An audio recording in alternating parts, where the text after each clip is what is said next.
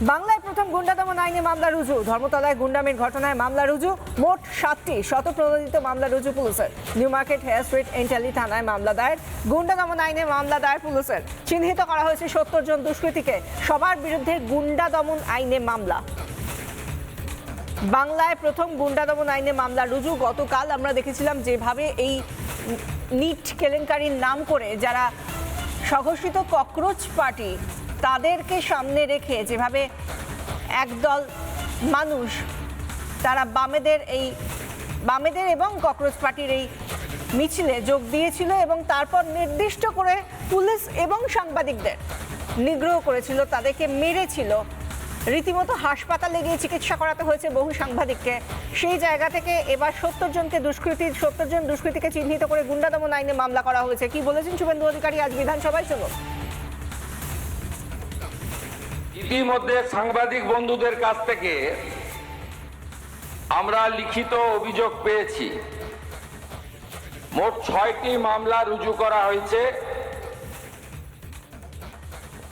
এবং এই মামলাগুলিতে এই বিধানসভা থেকে পাস হওয়া গুন্ডা দমন আইন যুক্ত করা হয়েছে। 1 নম্বর রেফারেন্স কেস হেয়ার স্ট্রিট থানা, মামলা নম্বর 151। অভিযোগকারী Rahi Haldar. Reference 2 Hare Street থানা, মামলা নম্বর 152। এইভাবে মোট সুনির্দিষ্টভাবে 6টি মামলা দেওয়া হয়েছে। মোট 6 না 7টি মামলা। এন্টালি থানাতেও একটি মামলা হয়েছে। এই মামলাগুলোতে গুন্ডা দমন আইনকে যুক্ত করা হয়েছে এবং প্রায় 70 জনকে চিহ্নিত করা হয়েছে, যাদের একজনও ছাত্র নয়, যারা একজনও সেলফ ডিক্লেয়ার ককরোচ পার্টির মেম্বার নয়, যারা একজনও নিট সংক্রান্ত আন্দোলনকারীদের অংশ নয়। 4 জন কুখ্যাত লোকের নাম আমি এখানে বলছি, যাদেরকে আমরা ছাড়বো না। আরো বাকিগুলোর নাম তো আমি এখানে বলে সময় নষ্ট করব না। Afroz of Rajabagan, Nahid of Khidirpur, Tanvir and Nizam of Ikbalpur, Rahul Jamal of Watgunge. এই 5টা গুন্ডার নাম আমি এখানে ঘোষণা করলাম। গুন্ডা দমন আইনে এমন ব্যবস্থা নেব যাতে একদিন নয়, এই গুন্ডাদের 3 পুরুষ মনে রাখে। এই জন্যই গুন্ডা দমন আইন এনেছিলাম। এই জন্যই গুন্ডা দমন আইন রাজ্যপাল মহোদয় পাস করেছে। এর প্রয়োজনীয়তাটা কতটা ছিল বাংলার মানুষ দেখেছে। আমি সমগ্র বিধানসভার পক্ষ থেকে সাংবাদিক বন্ধুদের উপরে শারীরিক আক্রমণের নিন্দা করছি। আমি আশা করব বিধানসভা আমার সঙ্গে একমত হবেন। বাংলায় প্রথম গুন্ডা দমন আইনে মামলা রুজু। গতকালের ঘটনার পর যেভাবে সাংবাদিকদের মারা হয়েছে, তারা হাসপাতালে চিকিৎসাধীন থেকেছেন এবং তারপরে রক্তপাত, বহু ক্ষেত্রে আমরা দেখতে পেয়েছি যে তাদেরকে হাসপাতালে গিয়ে যেভাবে চিকিৎসা করতে হয়েছে, ব্যান্ডেড লাগানো, কোথাও তাদের হাতে, কোথাও পায়ে, কোথাও মুখে আঘাত লেগেছে এবং তাদের সঙ্গে গিয়ে দেখা করেছেন মুখ্যমন্ত্রী শুভেন্দু অধিকারী, কথা বলেছেন স্বাস্থ্যমন্ত্রী শারদ মুখোপাধ্যায়ও। এবং আজকে সকালে প্রথম যখন বিধানসভায় তিনি কথা বলতে শুরু করেন, তাদের উপরে অর্থাৎ সাংবাদিকদের উপরে যেভাবে মারধর করা হয়েছে তারই নিন্দা শুধু নয়, সেই সঙ্গে কি পদক্ষেপ করেছে সরকার সেই নিয়েই কথা বলেন শুভেন্দু অধিকারী। 7টা মামলা হয়েছে বিভিন্ন থানায় এবং সেখানে গুন্ডা দমন আইন, প্রথম এই গুন্ডা দমন আইন, সেই আইনের আওতায় এনে এই ঘটনার, ধর্মতলার গুন্ডামির ঘটনার মামলা রুজু করা হয়েছে। নিউ মার্কেট হেয়ার স্ট্রিট ইন্টেলি থানায় মামলা দায়ের হয়েছে। গুন্ডা দমন আইনে মামলা দায়ের করেছে পুলিশ। চিহ্নিত করা হয়েছে 70 জন দুষ্কৃতীকে।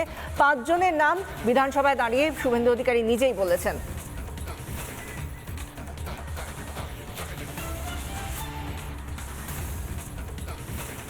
ইতিমধ্যে গুন্ডা দমন আইনে মামলা দায়ের করেছে পুলিশ এবং এই নিয়ে যখন কথা বলছেন শুভেন্দু অধিকারী যে গুন্ডা দমন আইনে এই মামলা রুজু করা হয়েছে, 7টা থানায় 7টা মামলা আলাদা করে রুজু করা হয়েছে, এই নিয়ে যখন তিনি বলছেন তখন কালীঘাটপন্থী তৃণমূল বিধায়ক শোভনদেব চট্টোপাধ্যায় তিনি তার বিরোধিতা করেছেন। সেই সঙ্গে ডোমকলের যিনি সিপিআইএম বিধায়ক মুস্তাফিজুর রহমান তিনি তার বিরোধিতা করেছেন এবং সেই সঙ্গে ভাঙড়ের আইএসএফ বিধায়ক নওশাদ সিদ্দিকীও বিরোধিতা করেছেন। কি বলেছেন শুনুন।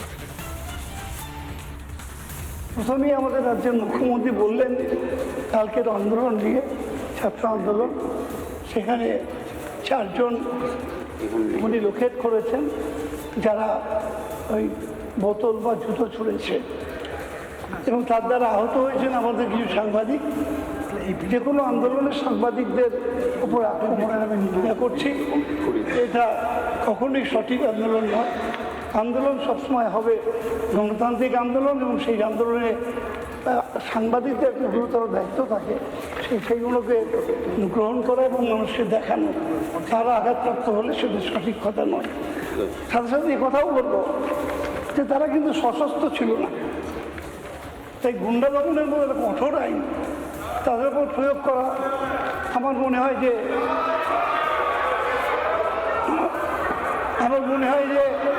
এটা ভেবে দেখা উচিত। আমি এটা মনে হয় যে সরকার আরও অনেক আইন আছে, সে আইন প্রয়োগ করা যায়, কিন্তু গুন্ডা দমন আইনগুলো এত কঠোর আইন এদের উপর প্রয়োগ করা যায়। তারা সশস্ত্র ছিল না, মোটেই ছিল না। নিয়ে অনেক সময় বিভ্রান্ত তৈরি করেছেন। বর্তমান মুখ্যমন্ত্রী সেই শুক্রবার নিয়ে আবার নতুন করে তিনি শব্দ খরচ করলেন। আমার একদম স্পেসিফিক মুখ্যমন্ত্রীর কাছে আবেদন, যদি কোনো অ্যামেন্ডমেন্ট থাকে, যদি কোনো সংশোধনী রাখার জায়গা থাকে, অ্যামেন্ডমেন্ট করে শুক্রবার থেকে আপনারা বাদ দিয়ে দিন। মিছিলটা ডাকলো কারা, প্রতিবাদ করলো কারা, কারা আসলো, কিন্তু একটা বারকে কেন্দ্র করে একটা বিশেষ ধর্মকে টার্গেট করা হচ্ছে, এটা কোনোভাবেই কাঙ্ক্ষিত নয়। কিন্তু প্রশ্ন থেকে যাচ্ছে, এই শিক্ষার্থীদের সমর্থনে, নিটের সমর্থনে, দিল্লিতে যে আন্দোলন হচ্ছে তার সমর্থনে গতকাল কলকাতায় যে আন্দোলন হয়েছে, অবশ্যই শান্তিপূর্ণ আন্দোলনের আমি পক্ষে ছিলাম, আছি, থাকবো। কিন্তু একটা প্রশ্ন থেকে যাচ্ছে, আন্দোলনকে কেন্দ্র করে যে কয়েকটি বিক্ষিপ্ত ঘটনা ঘটেছে, সাংবাদিকদের ওপরে যে আক্রমণ হয়েছে, এটা কোনোভাবেই সভ্য সমাজ মেনে নিতে পারে না। এটার আমি বিরোধিতা করছি। কিন্তু প্রশ্ন থেকে যাচ্ছে, কারা করছে না করছে তাদেরও চিহ্নিত করা দরকার। অলরেডি আজকে হাউসে রাজ্যের মুখ্যমন্ত্রী কথা বলেছেন, 7টি এফআইআর হয়েছে। কিন্তু আমি অনুরোধ করব, যারা এর সাথে যুক্ত একটাও না ছাড় পায়, কিন্তু নির্দোষ নিরীহ ব্যক্তিরা কোনো রকম ভাবে না তাদেরকে জড়িয়ে দেওয়া হয়। কারণ মুখ্যমন্ত্রী এটাও স্বীকার করেছেন, যারা হিংসার সাথে যুক্ত না তারা সিজেপির সদস্য, তারা না নিটের সাথে, তারা এই আন্দোলনের সাথে যুক্ত, তথা আউটসাইডার রয়েছে, এটা করেছেন, এই কথা তিনি বলেছেন। এক কথায় আন্দোলনটাকে বকলমে তিনি ক্লিন চিটও দিলেন যে আন্দোলনকারীরা হিংসার সাথে যুক্ত নয়। আমরা শান্তিপূর্ণ আন্দোলনের পক্ষে ছিলাম, আছি, থাকবো। গতকালকে ঘটেছে সংবাদ মাধ্যমের কর্মীদের উপরে, ভাইদের উপরে, যাদের উপরে আক্রমণ হয়েছে, আমরা এই ঘটনার নিন্দা করছি। আমি ব্যক্তিগতভাবে এই ঘটনাকে ধিক্কার জানাচ্ছি। এর নিন্দা জানানোর ভাষা নেই। মুখ্যমন্ত্রী যেটা বিবৃতি দিয়েছেন সেই বিবৃতিও সবটা সমর্থনযোগ্য না, কারণ কালকে ককরোচদের কোনো পারমিশন ছিল না। এখানে ছিল এসএফআই সহ বামপন্থী ছাত্র যুব সংগঠনের, যার ফলে সেই মুভমেন্টে ককরোচ পার্টির ছাত্ররা বা যে সমর্থকরা তারা অংশগ্রহণ করে। এখন সেইখানে দাঁড়িয়ে যা ঘটনা ঘটেছে, সেখানে গুন্ডা দমন আইন প্রয়োগ করার মতো কোনো ঘটনা কালকে ঘটেনি বলেই আমি মনে করি। বামেরা তো ছিল, এটা তো নতুন কোনো ব্যাপার নেই। এসএফআই সহ বামপন্থী ছাত্র যুব সংগঠনের ডাকে এই মিছিল ছিল।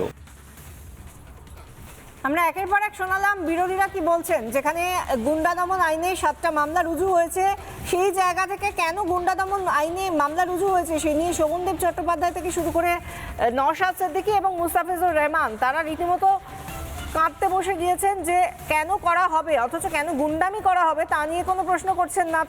তারা পাল্টা যুক্তি দিচ্ছেন গুন্ডাদের হয়ে, গুন্ডাদের পক্ষ নিয়ে তারা যুক্তি দিচ্ছেন। এবং এই জায়গা থেকে তারা আদতে কার পক্ষে, গুন্ডামির পক্ষে নাকি তারা নৈরাজ্যের পক্ষে, এই জায়গাটাও কোথাও স্পষ্ট হচ্ছে না। তারা বলছেন যে তারা মনে করেন গুন্ডা দমন আইন এক্ষেত্রে লাগু করা উচিত নয়, এমনটাই বলছেন তারা। সেটা শোভনদেব চট্টোপাধ্যায় হন বা মুস্তাফিজুর রহমান হন বা নওশাদ সিদ্দিকী, প্রত্যেকের ক্ষেত্রেই আমরা দেখতে পেলাম তারা অত্যন্ত সমব্যথী। নানা ধরনের কন্টেন্ট দেখার জন্য লাইক করুন, শেয়ার করুন আমাদের ফেসবুক পেজ, সাবস্ক্রাইব করুন আমাদের ইউটিউব চ্যানেল। পাশাপাশি অন্যান্য ব্রেকিং নিউজের জন্য অবশ্যই চোখ রাখুন রিপাবলিক বাংলায়।